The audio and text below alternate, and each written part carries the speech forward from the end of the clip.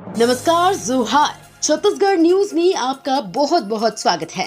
इससे पहले आप न्यूज को कहां से देख रहे हैं, कमेंट में जरूर बताएं।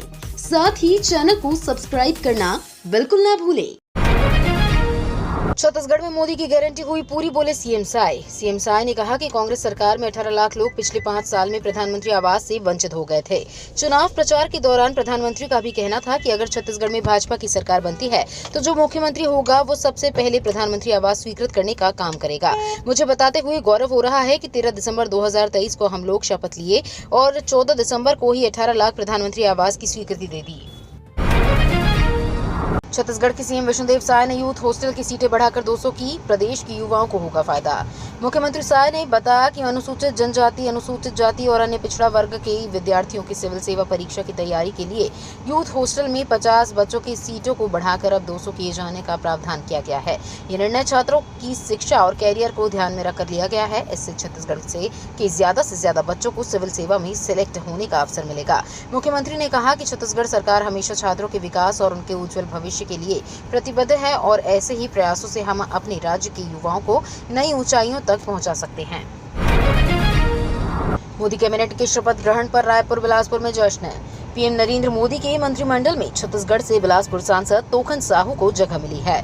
उनके गांव में खुशी की लहर है, जमकर आतिशबाजी की जा रही है। वहीं नरेंद्र मोदी के तीसरे बार शपथ लेने पर रायपुर और बिलासपुर में भी जश्न मनाया गया। शहर के जय स्तंभ चौक पर आतिशबाजी हो रही है और मिठाइयां बांटी गई। तोखन साहू पहली बार सांसद चुने गए हैं। इसके बाद जब उन्होंने लोकसभा की दहलीज पर कदम रखा तो वहां पर प्रदेश द्वार की सीढ़ियां को दंडवत प्रणाम किया था। तोखन साहू अगर कैबिनेट मंत्री बनते हैं तो वो प्रदेश से पहले भाजपा सांसद होंगे। मोदी कैबिनेट में छत्तीसगढ़ से मंत्री बनेंगे तोखन साहू, सांसद के पास पीएमओ से आया फोन। पीएम नरेंद्र मोदी के कैबिनेट में छत्तीसगढ़ को इस बार भी जगह मिली है। बिलासपुर सांसद तोखन साहू पीएम नरेंद्र मोदी के मंत्रिमंडल में शामिल होंगे। पीएम मोदी के शपथ ग्रहण से पहले पीएमओ से उनके पास फोन आया है।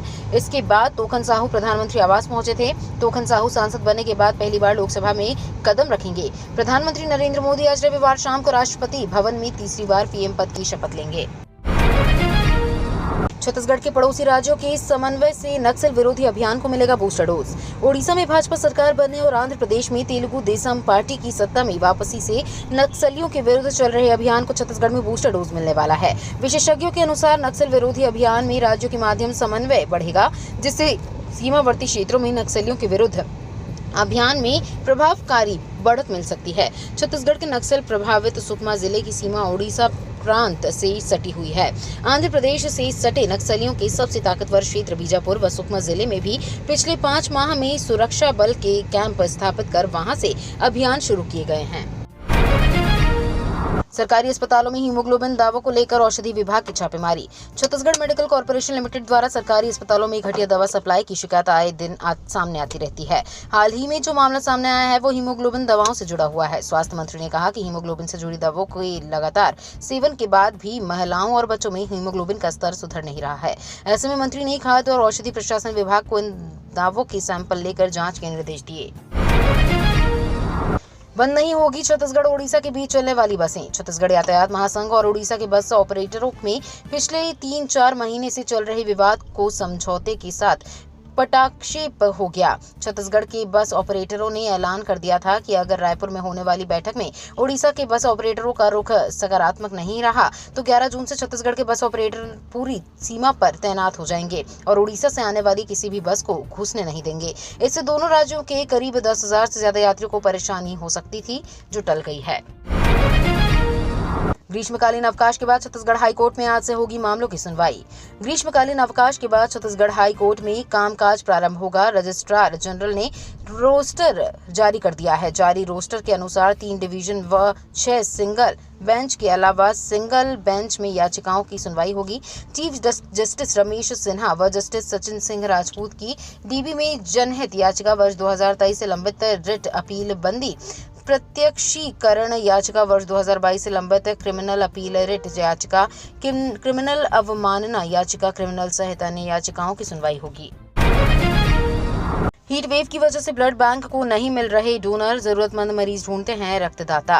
कोरबा में हीट वेव चल रहा है, इसकी वजह से लोग रक्तदान करने से बच रहे हैं। मेडिकल कॉलेज अस्पताल के ब्लड बैंक में 50 यूनिट ही ब्लड शेष है, जबकि रोजाना लगभग 25 से 30 यूनिट ब्लड की खपत हो रही है। इससे जरूरतमंद मरीज व उनके परिवारजनों की परेशानी बढ़ गई है। एक ही सरकारी ब्लड बैंक है, ये मेडिकल कॉलेज अस्पताल में संचालित है। इस बैंक की क्षमता 300 यूनिट ब्लड स्टोरेज की है। अब विदेशों में बिकेगा बस्तर की महुआ से बनी शराब, 5 करोड़ का होगा निवेश। जिस तरह फ्रांस में शैंपेन, मैक्सिको में टकीला, स्कॉटलैंड में स्कॉच की एक अंतर्राष्ट्रीय पहचान है, ठीक उसी तर्ज पर अब बस्तर में की महुआ को अंतर्राष्ट्रीय पहचान दिलाने के लिए तैयारी शुरू कर दी गई है।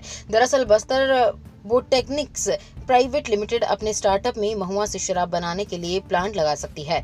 इसके लिए लोहांडी गुड़ा ब्लॉक के धूरा गांव में जगह भी चयनित किया जा चुका है। दाल की कीमतों में लगा महंगाई का तड़का, थोक व चिल्हर का भाव देख लगेगा जोरदार झटका। चुनावी सीजन में पिछले 2 माह में अरहर दाल की कीमत में 30 रुपए प्रति किलो तक बढ़ोतरी हो गई है। इसके कारण अप्रैल में क्वालिटी के हिसाब से 90 से 140 रुपए किलो तक बिकने वाली अरहर दाल इस समय थोक बाजार में 120 से 170 रुपए किलो तक बिक रही है। वहीं चिल्हर बाजार में अच्छी दाल की कीमत 180 रुपए प्रति किलो से ज्यादा पहुंच गई है। विद्यार्थियों को मिलेगा बोनस अंक, गड़बड़ी के बाद बनी जांच कमेटी। प्रदेश के बालोद व दंतेवाड़ा में 5 मई को हुए नीट यूजी में 45 मिनट देरी से पर्चे बटे थे। 4 जून को नेशनल टेस्टिंग एजेंसी ने रिजल्ट भी घोषित कर दिया, लेकिन छात्रों को बोनस अंक नहीं दिया गया है। देश भर में नीट के ऑल इंडिया रैंक 1 में 67 छात्र आए हैं। NTA इसकी वजह बोनस अंकों को बता रहा है। ऐसे में दंतेवाड़ा व बालोद के छात्रों को बोनस अंक नहीं देने पर कई सवाल उठ रहे हैं। छत्तीसगढ़ में 24 ट्रेनें कैंसिल, कई दूसरे रूट से चलेंगी। छत्तीसगढ़ में आए दिन लगातार ट्रेनें कैंसिल की जा रही हैं। एक बार फिर रेलवे ने 24 रेलगाड़ियों को रद्द कर दिया है। वहीं 2 रेलगाड़ी दूसरे रूट से होकर चलेंगी। बताया जाता है कि दक्षिण पूर्व मध्य रेलवे के बिलासपुर मंडल के तहत मुदरिया स्टेशन में तीसरी लाइन कनेक्टिविटी के लिए प्री-NI व NI का कार्य होना है। इस वजह से ये ट्रेनें रद्द हो रहेंगी। छत्तीसगढ़ में मानसून ने दी दस्तक। मौसम विभाग के अनुसार दक्षिण पश्चिम मानसून छत्तीसगढ़ के सुकमा जिले में एंट्री कर चुका है। इससे बस्तर संभाग में बारिश शुरू हो गई है। मौसम एक्सपर्ट का कहना है कि 24 घंटे में अधिकतम तापमान में कोई विशेष परिवर्तन होने की संभावना नहीं है। इसके बाद अधिकतम तापमान में 1-2 डिग्री की हल्की वृद्धि होने की संभावना है। प्रदेश के 1-2 जगह पर हल्की मध्यम बारिश होने की संभावना है। साथ ही 1-2 जगह पर गरज चमक, अंधड़ चलने और वज्रपात के साथ बारिश होने की संभावना है। नरेंद्र मोदी तीसरी बार बने प्रधानमंत्री, राष्ट्रपति द्रौपदी मुर्मू दिलाएंगी शपथ। लोकसभा चुनाव 2024 में स्पष्ट बहुमत मिलने के बाद NDA गठबंधन सरकार बनाने के लिए तैयार है। नरेंद्र मोदी को गठबंधन का नेता चुन लिया गया है। प्रधानमंत्री पद की शपथ लिए और उनके साथ 40 अन्य सांसद भी मंत्री पद की शपथ लिए। सूत्रों के अनुसार अमित शाह गृह मंत्री, राजनाथ सिंह रक्षा मंत्री और S जयशंकर विदेश मंत्री, अश्विनी वैष्णव रेल मंत्री और नितिन गडकरी परिवहन मंत्री बने रहेंगे। ये तो थी आज की बड़ी खबरें। अगर आपको न्यूज़ पसंद आई हो तो वीडियो को लाइक और शेयर करना बिल्कुल ना भूलें। धन्यवाद।